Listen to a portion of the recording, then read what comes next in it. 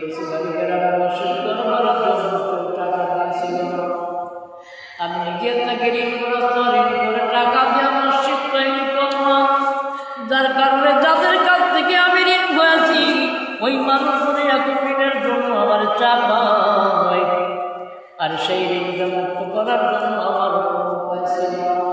আমার বাড়ি নাই, আমার ঘর নাই, জমা নাই, জমি নাই, যার কারণে আমি জঙ্গলে বসে আল্লাহর কাছে ভিক্ষা চাই, আল্লাহর কাছে প্রার্থনা করি।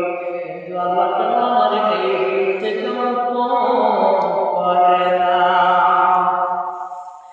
আল্লাহর বান্দা এই পাগল নাম সিলভার বাউল পাগল, এই বাউল ডাকতে বলে ভাইজান, ওরে আমার বান্দা, আপনি আর ধৈর্যহারা হবেন না।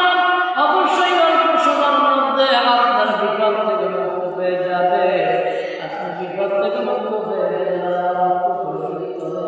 আমার একটা দাবি আপনার সাথে রইল, যতক্ষণ পর্যন্ত আমি আপনার কাছে না আসবো ততক্ষণ পর্যন্ত আপনার এইখানে ধৈর্য ধারণ করে আল্লাহ করতে যাবো, আল্লাহর ডাকতে যাবো। আমি দেখি আল্লাহ থেকে আপনার মুক্ত করা যায়।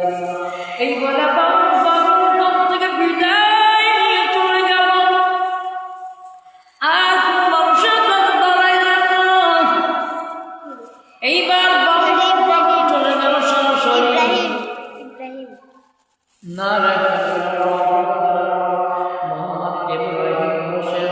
আল্লাহ ইব্রাহিম আপনার আদি নামের নাম করছে, বাবার ব্যাপার নাম কতগুলো চালু করে গেল। আল্লাহ কবুল করে নেন। আল্লাহুম্মা আমিন। আল্লাহর মহাব্বতের বান্দারে, আল্লাহর মহাব্বতের বান্দিরে একটু মন দিয়ে শোনা লাগবে বাবা। এইবার বাবা চলে গেল বাচ্চা হারুন রশিদের বান্দারে। বাচ্চা হারুন রশিদের স্ত্রী ছিল জুবাইরা। এই জুবাইরা এই পাগলকে যখন পাশাতে ঘুরতে দেখলো, জুবাইরা খেয়াল করলেন একটা পাগল দীর্ঘদিন পরে পাশাতে কিন্তু পাগলের শরীরের চেহারা। জুবাইরা চিন্তা করলেন এইটা বোঝে আসল পাগল হবে না, এইটা হয়তো আল্লাহর প্রেমিক, আল্লাহর পাগল, নতুবা এইটা জান্নাতি পাগল, অন্য কিছুই হতে পারে না। এই পাগল